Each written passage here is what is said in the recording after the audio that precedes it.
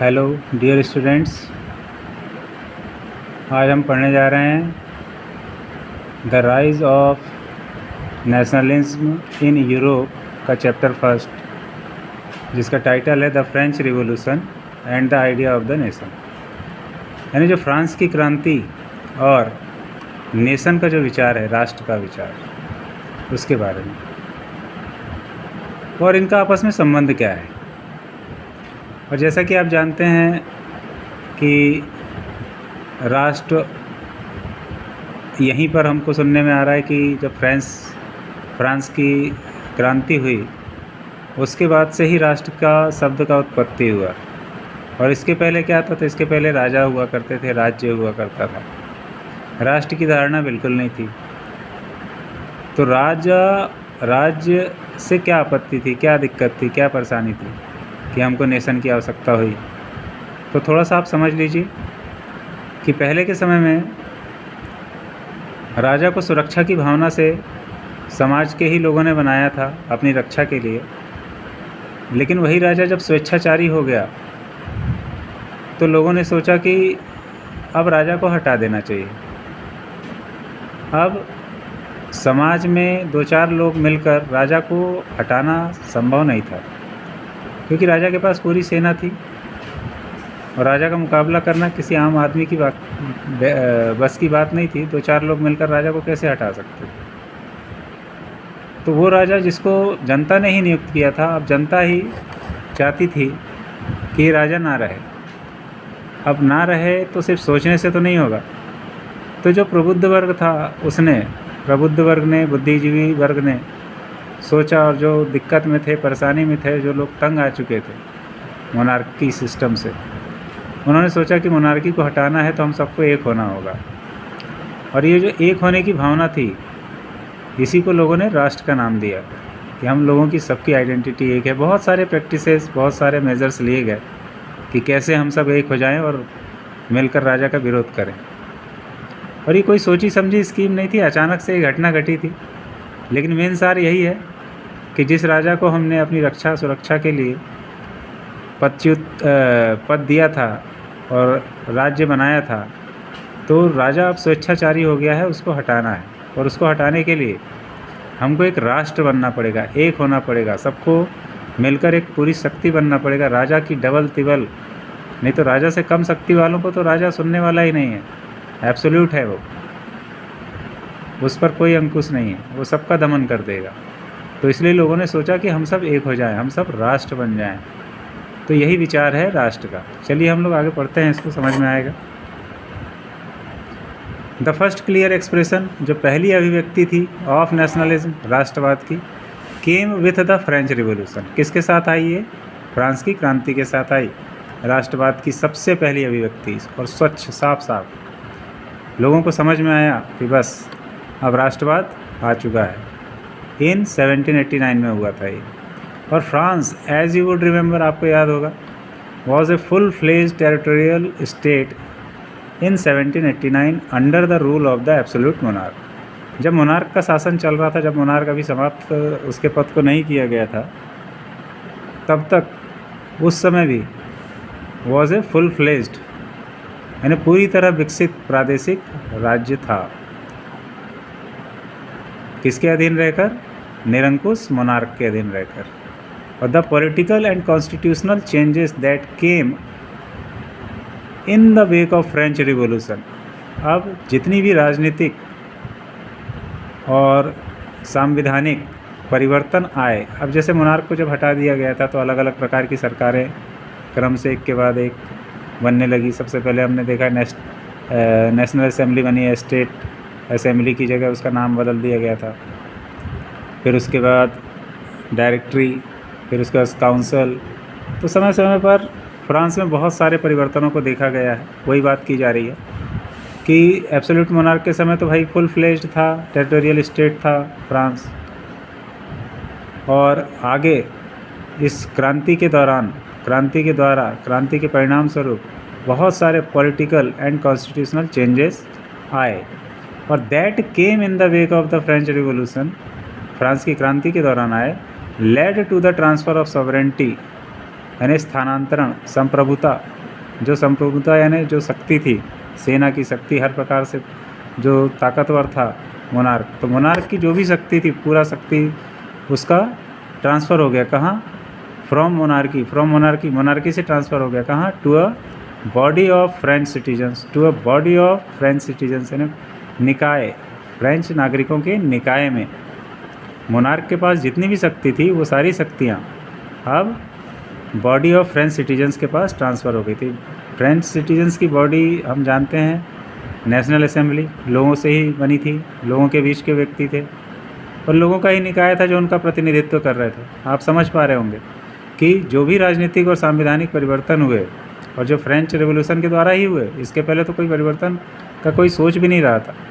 और ये जो परिवर्तन हुए इसने नेतृत्व किया कि जो शक्ति थी मोनार्क के हाथ में, उस शक्ति का अब स्थानांतरण हो चुका है फ्रेंच सिटीजन्स की बॉडी में। और फ्रेंच सिटीजन्स की बॉडी थी नेशनल असेंबली, लोगों के प्रतिनिधि और प्रतिनिधियों द्वारा चुनी हुई असेंबली में, और जो भी वो सरकार बना रहे हैं इस तरह से।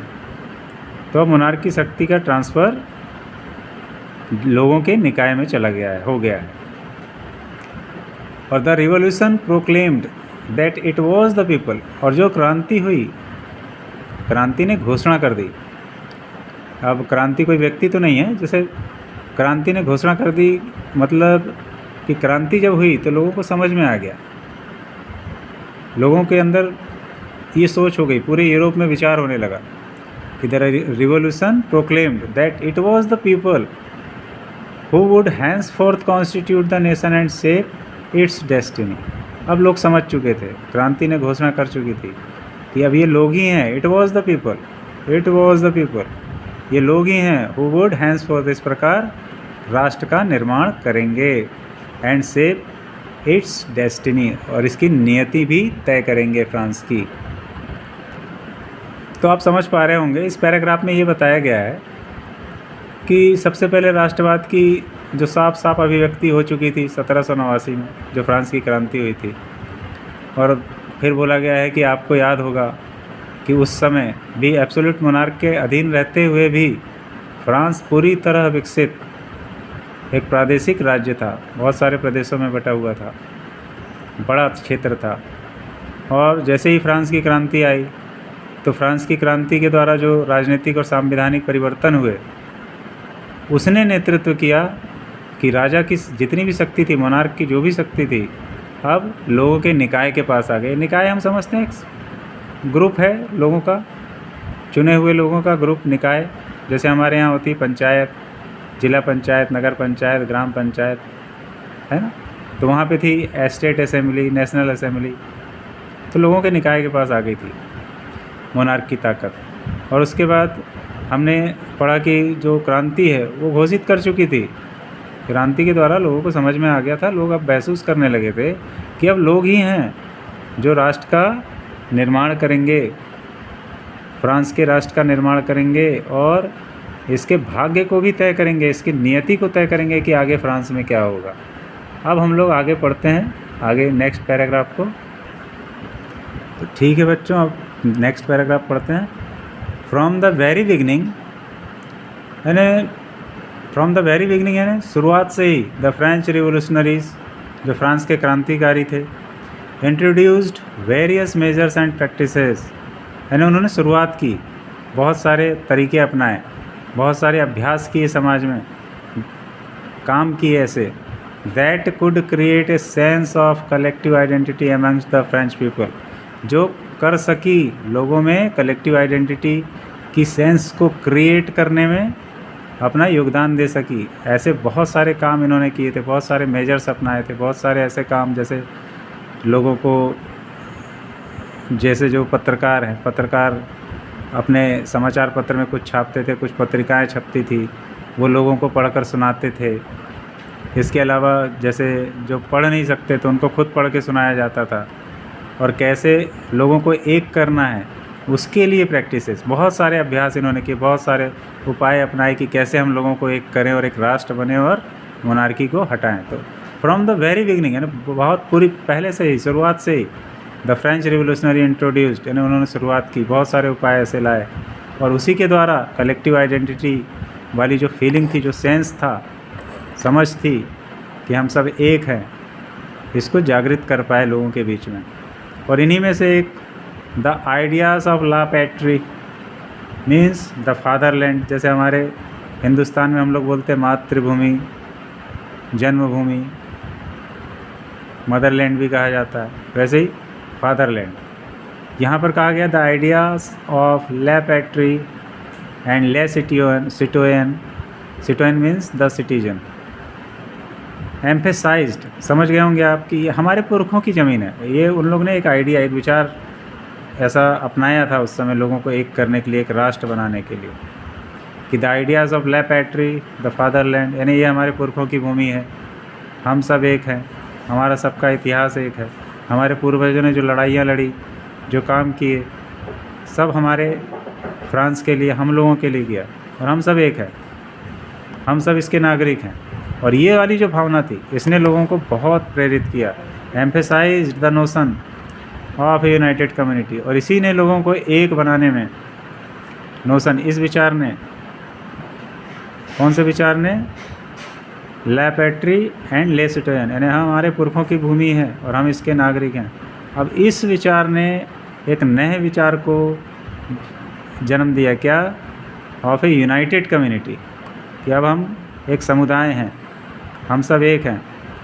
ये फ्रांस की क्रांति के बाद की स्थिति है, जब मोनार्क को हटा दिया गया था और जो कॉन्स्टिट्यूशनल चेंज आए थे, अब लोगों को लगने लगा था कि अब हम एक समुदाय हैं, एक ही हैं हम सब, और एन्जॉइंग इक्वल राइट्स, हम लोग एक ही प्रकार के, एक समान, इक्वल है ना, बराबर बराबर अधिकार को प्राप्त कर रहे हैं अंडर ए कॉन्स्टिट्यूशन, संविधान के अंतर्गत।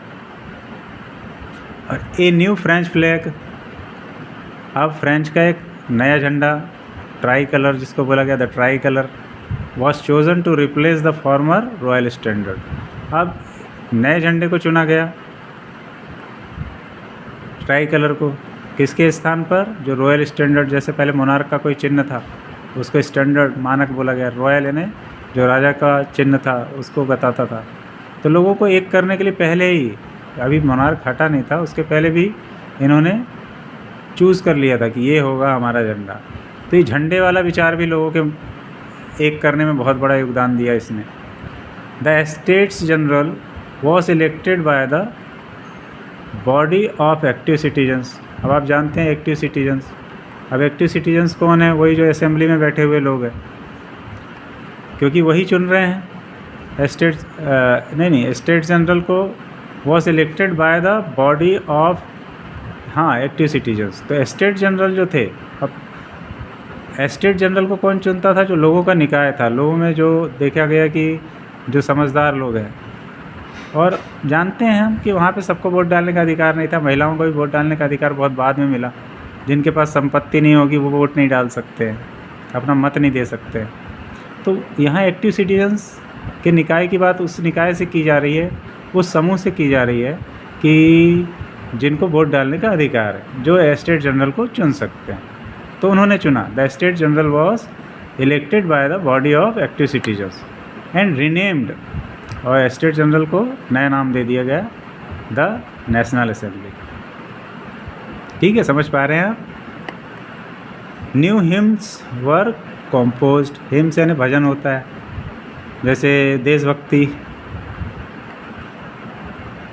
भगवान की भक्ति। तो यहाँ पर देशभक्ति के गीत गाए गए फ्रांस में, उसको बनाया गया, ओथ्स टेकन, शपथ ली गई, एंड मार्टिर्स कमेमोरेटेड यानी उनको याद किया गया, शहीदों को जो क्रांति में शहीद हो गए थे जो लोग, और all in the name of the nation, और सब कुछ नेशन के नाम पर किया गया। और जब सब कुछ नेशन के नाम पर किया जाएगा तो ये भावना भी लोगों को एक करने में बहुत बड़ा योगदान देगी। और a centralised administrative system was put in place, अब सेंट्रलाइज्ड प्रशासकीय तंत्र आ गया था, किसके जगह पर, मोनार्क की जगह पर। And it formulated uniform laws, और इसने क्या किया, एक से समान कानून बनाए, uniform laws for all citizens, सभी नागरिकों के लिए, विथ इन इट्स टेरिटरी, इसका जितना भी क्षेत्र था, राज्य क्षेत्र फ्रांस का। और आप लोग किताब में देखते रहिएगा तो समझने में और आसानी रहेगी, आपको पढ़ते जाइएगा। इंटरनल कस्टम ड्यूटीज़, और जो आंतरिक सीमा शुल्क थे, एंड ड्यूज़, और भी जो दूसरे प्रकार के जो ड्यूज़ लिए जाते थे, वर एबोलिश्ड, कर वगैरह, उनको समाप्त कर दिया गया था। And a uniform system of weights and measures was adapted. अब ये नेपोलियन के आने के समय में हुआ था, जो नेपोलियनिक कोड था। नेपोलियनिक कोड के द्वारा, नेपोलियन मतलब कोड माने संहिता, एक विधि, एक नियम, जिसके अंतर्गत अब सबको चलना है, फ्रांस के सभी लोगों को। तो उसके अंतर्गत ही किया गया था कि वेट्स और मेजर्स के सारी चीज़ें अब एक जैसी कर दी गई, करेंसी वगैरह एक कर दिया गया, कानून एक कर दिया गया, सारे सीमा शुल्क आंतरिक जितने भी थे और जितने भी प्रकार के कर लोगों से लिए जाता था, लोग जिससे प्रताड़ित थे मोनार्किक शासनकाल में, तो सारी चीज़ों को समाप्त कर दिया गया। और वेट्स और मेजर्स के एक से यूनिफॉर्म सिस्टम को अपना लिया गया था यहाँ पर। और रीजनल डायलेक्ट्स, जो क्षेत्रीय भाषाएं हैं, वर डिस्करेज्ड, उनको उतना महत्व नहीं दिया जा रहा था। And French as it was spoken, French भाषा की बात की जा रही है, French as it was spoken and written in Paris, यही बोली जाती थी पेरिस में। और लिखा पढ़ी के जितने भी काम होते थे, डॉक्यूमेंटेशन वगैरह, उसमें भी फ्रेंच का इस्तेमाल किया जाता था। तो became the common language of the nation, और राष्ट्र की ये सामान्य भाषा बन गई, पूरे राष्ट्र की एक भाषा के रूप में इसको महत्व दिया गया, इसको एनकरेज किया गया, और क्षेत्रीय भाषाओं को डिस्करेज किया गया। तो ये भी आप समझ पा रहे होंगे, ठीक है। अब आगे बढ़ते हैं अपन।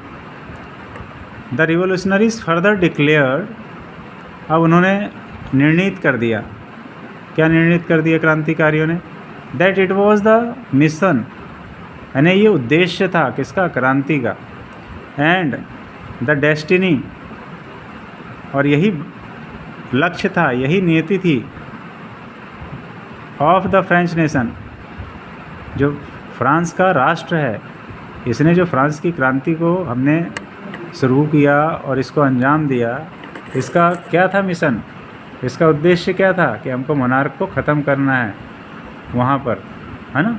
और यहाँ पर हम क्या पढ़ रहे हैं, द रिवोल्यूशनरीज फर्दर डिक्लेयर्ड, अब आगे, अब यहाँ पर जहाँ मोनार्क को जैसे ही हमने ख़त्म किया, तो अब इन्होंने आगे डिक्लेयर किया, आगे मोनार्क को ख़त्म करने के बाद, that it was the mission, यही तो उद्देश्य था हमारा, and the destiny of the French nation, France के राष्ट्र की ये नियति थी, टू लिबरेट, आज़ाद करना है, द पीपल्स ऑफ यूरोप, यानी जितने यूरोप में और भी दूसरी जितनी भी कंट्रीज़ हैं, जो देश हैं, राज्य हैं, जो क्षेत्र हैं, जो बहुत सारी मल्टी डायनेस्टिक रूल जहाँ पे चलता था, तो उन सबको हमको क्या करना है, लिबरेट करना है, आज़ाद करना है। रिवोल्यूशनरीज़ ने आगे ये डिक्लेयर किया, घोषित किया, निर्णित किया, ठीक है।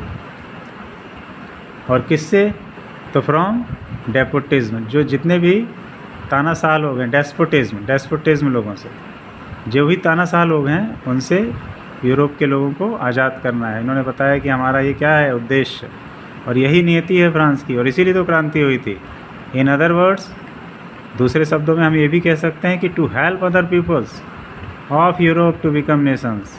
ये बहुत बड़ी बात है जो कही जा रही है यहाँ पर, कि फ्रांस की सेना ने जो आगे उत्पात मचाया, तो ये कैसे हुआ, तो बोले रिवोल्यूशनरीज़ ने निर्णित किया था, यही हमारा उद्देश्य है, यही फ्रांस की नीति है कि हमको पूरे यूरोप के लोगों को क्या करना है, फ्रॉम डेपोटिज्म से आज़ाद करवाना है, मतलब to help other peoples of Europe to become nations, यानी यूरोप के दूसरे लोगों को भी राष्ट्र बनने में हमको उनकी सहायता करनी है।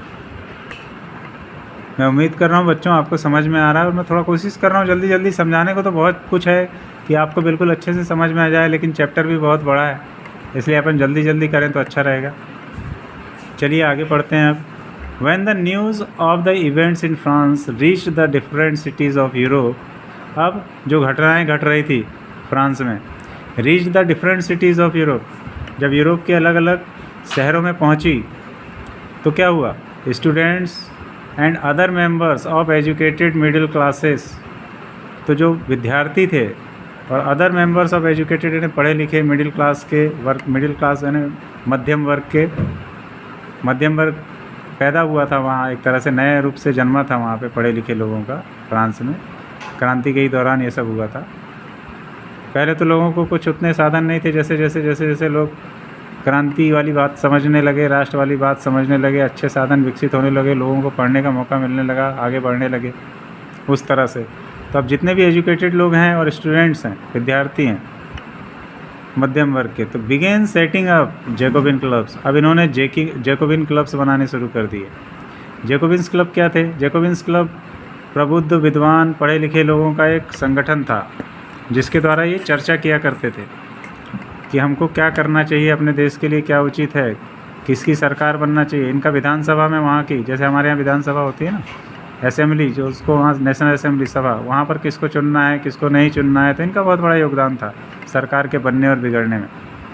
ठीक है। और देयर एक्टिविटीज़ एंड कैंपेन्स, और उन्होंने जितनी भी गतिविधियाँ की और जितने भी अभियोजन चलाए, prepared the way for the French armies. ये समझने वाली बात है कि जितने भी जैकोबिन्स क्लब्स हैं, इनकी बहुत सारी ब्रांचेस थी, लगभग 55 से 60 ब्रांचेस थी फ्रांस में अकेले, और यूरोप में तो बहुत सारी और भी ब्रांचेस होती। तो there activities and campaigns prepared the way for the French armies. अब फ्रेंच आर्मी के लिए रास्ता बना दिया इन्होंने, इनकी गतिविधियों ने, इनके कैंपेन्स ने। क्या कहते थे ये कि हमको किस प्रकार की सरकार चाहिए, क्या चाहिए, पूरे यूरोप में क्या करना है। यहाँ हमने पढ़ा है कि हमारे फ्रांस की क्रांति का उद्देश्य क्या था। ये तो कह रहे हैं कि भाई हमको सबको क्या करना है, आज़ाद करवाना है पूरे यूरोप के लोगों को, लेकिन वास्तव में हुआ क्या? हुआ कुछ और। तो देखिए, रास्ता तो बन गया फ्रेंच आर्मी के लिए। फ्रेंच आर्मी चलेगी, आगे बढ़ेगी और यूरोप को क्या करेगी? आज़ाद करवाएगी। किससे? मोनार्क से। लेकिन हुआ क्या? आगे क्या होने वाला है? विच मूव्ड इनटू हॉलैंड। अब फ्रेंच आर्मी चली हॉलैंड पे मोनार्क को हटा दिया इन्होंने बलपूर्वक, संधि करके किसी भी प्रकार। फिर बेल्जियम से भी मोनार्की सिस्टम को हटा दिया गया, स्विट्ज़रलैंड से भी हटा दिया गया, and much of Italy in the 1790s। अब हम यहाँ इटली बोल जरूर रहे हैं कि 1790s में बहुत सारा इटली का भाग भी इन्होंने अपने कब्जे में ले लिया, वहाँ से मोनार्क वाला सिस्टम हटाया, वहाँ के लोगों को आज़ाद कराया। लेकिन वास्तव में इटली तो उस समय था ही नहीं। इटली हो गया जर्मनी का भी कोई अस्तित्व नहीं था। इटली और जर्मनी तो कीचड़ में कमल की तरह खिले थे जब क्रीमिया वॉर हुआ था। क्रीमिया का जो वॉर था 1853 से 1855 तक हुआ था। असल में रसिया कुस्तुनतुनिया पर आक्रमण करना चाह रहा था और उसको रोकना चाह रहे थे ब्रिटेन और फ्रांस, उस समय हुआ था। तो ये असल में, अब ये भी बहुत लंबा इतिहास है, मैं शॉर्ट में बता दूं आपको कि ये एक प्रकार का अनिर्णायक युद्ध था। लेकिन यहाँ जो घटनाएं घटी, इस घटना की बदौलत इटली और जर्मनी का यूनिफिकेशन हुआ था। आगे पढ़ेंगे हम चैप्टर में। तो इटली उस समय था नहीं, मगर आज वर्तमान में जो इटली है, जैसे कि मैप में, रुकिए मैं दिखाने की कोशिश करता हूँ आपको। ये देखिए, ये जो किंगडम्स ऑफ टू सिसिलीज, ये पूरा आज के मैप में देखेंगे तो ये इटली है पूरा। ये यहाँ पर ऑस्ट्रिया के ऊपर वाला ये हिस्सा आधा ऑस्ट्रिया, ये पोलैंड आधा, यहाँ पे आपको दिखेगा जर्मनी। लेकिन वास्तव में यहाँ आपको, यहाँ पे इस समय, उस समय के मैप में ना जर्मनी दिख रहा है और ना ही इटली दिख रहा है। तो उस समय अस्तित्व में नहीं थे। ये तो वॉर ऑफ क्रीमिया के दौरान इनका यूनिफिकेशन हुआ था। कुछ ऐसी घटनाएं घटी थी जिसकी वजह से इनका यूनिफिकेशन हो पाया। तो चलिए हम पढ़ते हैं। तो इन्होंने क्या किया? फ्रेंच आर्मी को रास्ता दे दिया। किसने? जो जैकोबिन क्लब्स थे। इन्होंने बहुत सारी ऐसी एक्टिविटीज़ चलाई, कैंपेन्स की। ये तो ये सोच रहे थे कि भाई हम यूरोप के सारे लोगों को क्या करने वाले हैं? आज़ाद करने वाले हैं मोनार्क से। मगर नेपोलियन के नेतृत्व में फ्रेंच की आर्मी ने बहुत सारे कारनामे किए, वो भी आगे पढ़ेंगे हम। तो इन्होंने क्या किए? इन क्षेत्रों पे कब्जा कर लिया नेपोलियन ने 90s तक। और यहाँ पे नेपोलियन की बात तो नहीं चल रही है, फ्रेंच आर्मी की बात करेंगे हम। नेपोलियन जब बात आएगी तो करेंगे आगे। तो फ्रेंच आर्मी ने क्या किया? बहुत सारे यूरोप के क्षेत्रों से मोनार्क को हटाया और एक तरह से उसको अपने कब्जे में करना शुरू कर दिया। और with the outbreak of revolutionary Wars, अब जितने भी क्रांतिकारी युद्ध हुए उसकी जैसी शुरुआत हुई, the French armies began to carry the idea of nationalism abroad. अब ये जैसे शुरू हुआ तो अब विदेश में भी इस आइडिया को, राष्ट्रवाद के आइडिया को फ्रेंच आर्मी लेके चलने लगी। ठीक है, आपको समझ में आ रहा होगा इतना। अब इस वीडियो को यहीं अपन ख़त्म करते हैं। यहाँ कुछ है क्या? हाँ, ये है, इसको भी थोड़ा सा पढ़ते चलते हैं। हाँ, figure 2, the cover of German almanac designed by the journalist Andreas Rebmann in 1798। तो ये है जर्मन पंचांग का कवर है। ये एक ये है और एक ये है। यहाँ पर ये जो दिया है कवर, इस पे भी कुछ आकृति बनी है और यहाँ पर कुछ लिखा हुआ है। इसके बारे में हम पढ़ते हैं, क्या है ये। तो ये कवर है, जर्मन पंचांग का कवर है, जो डिज़ाइन किया गया था। एक जर्नलिस्ट थे, पत्रकार, जिनका नाम यहाँ पे दिया गया है एंड्रिस रैबमैन। और ये कब बनाया गया था? 1798 में। तो यहाँ पे क्या लिखा है? The image of the French Bastille being storm, यानी उसको ध्वंस किया जा रहा है, विध्वंस किया जा रहा है। फ्रेंच बेस्टाइल जो निरंकुश शासक था फ्रेंच का, उसकी निरंकुशता का प्रतीक था एक तरह से बेस्टाइल।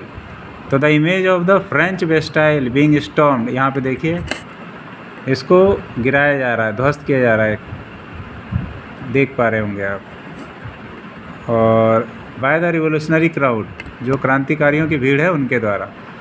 और has been placed next to a similar fortress, अरे सीरीज़ आ गई एक किलों की, ये साइड में है, इसके बगल में ही है ये।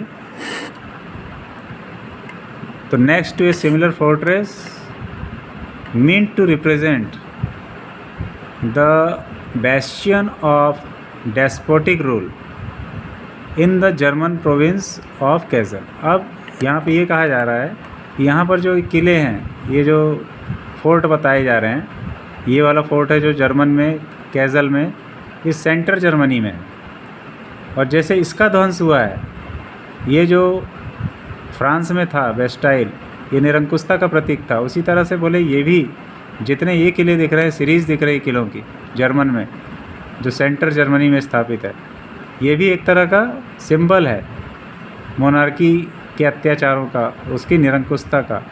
और एकम्पनिंग द इलिस्ट्रेशन, यानी इसके साथ एक इलिस्ट्रेशन भी है, कुछ उदाहरण, इज़ द स्लोगन। और ये क्या है? नारा है एक, यहाँ पे लिखा है कुछ, क्या नारा है? The people must seize. अच्छा, यहाँ पर लिखा हुआ है, ये देखिए आप, ये छोटे अक्षर मुझे दिखते नहीं है, पढ़ना मुश्किल है इसको। तो लिखा क्या है, उसका मीनिंग क्या है? स्लोगन, नारा जो था, क्या लिखा था वहाँ पे? The people must seize their own freedom, यानी लोगों को अपनी आज़ादी छीननी होगी, ये मांगने से नहीं मिलने वाली है, छीननी होगी। Rebmann lived in the city of Mainz, German में एक क्षेत्र है, एक सिटी है, उसका नाम है मेंज, वहाँ रहते हैं Rebmann. And was a member of a German Jacobin group, और ये जर्मन में जो जैकोबिन ग्रुप था उसके एक सदस्य हैं। समझ पाए होंगे आप। ये दो इमेजेस हैं। और ये जो जर्मन का पंचांग है, जर्मन अल्मनेक, उसका कवर पेज है ये। जैसे पंचांग माने, जैसे सभी के घरों में आज हमारे भारत देश में सभी के घरों में होते हैं पंचांग, वैसे वहाँ पे भी पंचांग का इस्तेमाल किया जाता होगा। तो यही बताया जा रहा है कि पंचांग का जो कवर पेज है, उसमें जो बेस्टाइल को ध्वंस करते हुए दिखाया गया है और रिवोल्यूशनरी क्रांतिकारियों की भीड़ द्वारा। और सिमिलर उसी की तरह से ये जो जर्मनी है, जर्मनी में जो निरंकुशता की प्रतीक की फोर्ट्रेस की सीरीज़ है, मैंने फोर्ट की सीरीज़ है, फोर्ट्रेस जिसको कहा गया है, वो भी एक निरंकुशता की प्रतीक है, उसको भी ख़त्म किया जाएगा अब। और उसमें एक उदाहरण लिखा गया, एक नारा लिखा गया, उद्धृत किया गया, दिखाया गया कि the people must seize their own freedom, यानी लोगों को अपनी आज़ादी छीननी होगी, ये मांगने से नहीं मिलेगी भाई। और रैबमैन लिव्ड, जिन्होंने ये बताया था, उन्होंने अपना थोड़ा एड्रेस दिया है कि मैं जर्मन के कहाँ रहता हूँ भाई, मेंज सिटी में रहता हूँ। एंड वॉज, और वो क्या थे? एक member of German Jacobin group, Germany का जो जैकोबिन ग्रुप था उसके मेंबर थे ये। तो उम्मीद कर रहा हूँ बेटा आपको ये समझ में आ गया होगा। ठीक है। और फिर भी आपको अगर कहीं पे भी कोई भी प्रॉब्लम लगती हो तो आप कमेंट्स में बता सकते हैं कि ये चीज़ समझने में थोड़ी दिक्कत हुई है। और अभी तो मैं आपको ये पूरा चैप्टर पढ़ा रहा हूँ, फिर एग्ज़ामिनेशन में किस तरह के क्वेश्चन आते हैं उसके हिसाब से फिर मैं आपको सार में थोड़ा समझाऊँगा। और क्योंकि इसको जल्दी जल्दी करना ज़रूरी है, क्योंकि चैप्टर पूरा ख़त्म करना है। ठीक है, अब हम यहाँ पे समाप्त करते हैं इस वीडियो को। आप बताइएगा अगर आपको कोई प्रॉब्लम है तो मैं आपके कमेंट्स का इंतज़ार करूँगा।